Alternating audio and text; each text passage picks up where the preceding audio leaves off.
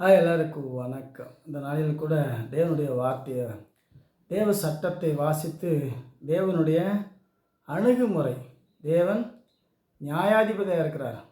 ஏரோது ராஜாவுக்கு தேவன் கொடுத்த ஒரு நியாய தீர்ப்பு. சட்ட புத்தகம், புதிய ஏற்பாடு, அப்போஸ்தலர் நடவடிக்கை புஸ்தகம் 12வது அதிகாரம் 21வது வசனத்திலிருந்து வாசிப்போம்.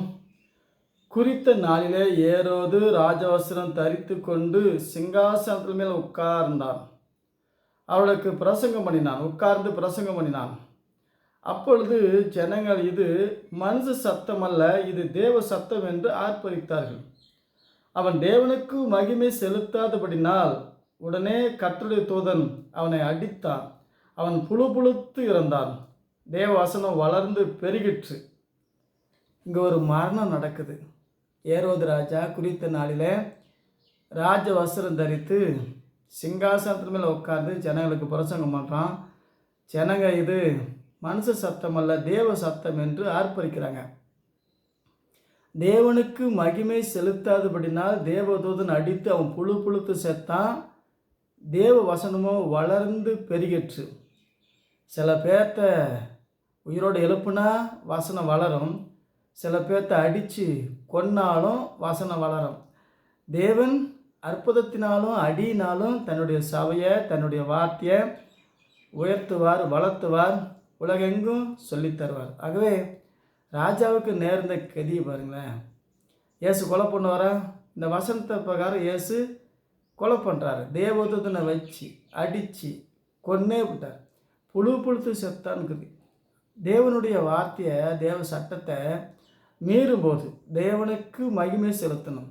ஒவ்வொரு நாளும் வானத்தையும் பூமி உண்டாக்கி நம்மளை வாழ வைக்கிற தேவன், உமக்கு மகிமை, உமக்கு துதி கன மகிமை, கர்த்தருடைய நாமத்துக்கு, இயேசு கிறிஸ்து நாமத்துக்கு மகிமை உண்டாகணும்.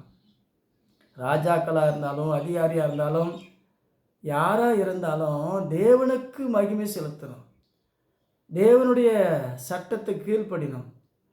தேவனுடைய நாமத்தை உயர்த்தும் போது அது நம்மளை உயர்த்தும், தாழ்த்தும், சகலமும் செய்யும். தாழ்த்துறதும் உயர்த்துறதும் தேவனுடைய கரத்தில் உண்டு. ஆகவே தேவன் கொலை பண்ணுறார். தேவதூதனை அனுப்பி ஒரே அடியில் புழுத்து சாகணும். இன்றைக்கி சபையில் அப்படி நடக்காதனால சபையில் இருக்கிற விசுவாசிகளுக்கு பயம் இல்லை. தேவனுடைய வார்த்தையை வாசித்து தேவ சட்டத்தை, தேவன் எப்படியெல்லாம் சபையை உயர்த்தினார், சபையில் அற்புத அடையாளம் செஞ்சார், எதிர்த்து நின்னா யாருக்கெல்லாம் அடி கொடுத்தார்.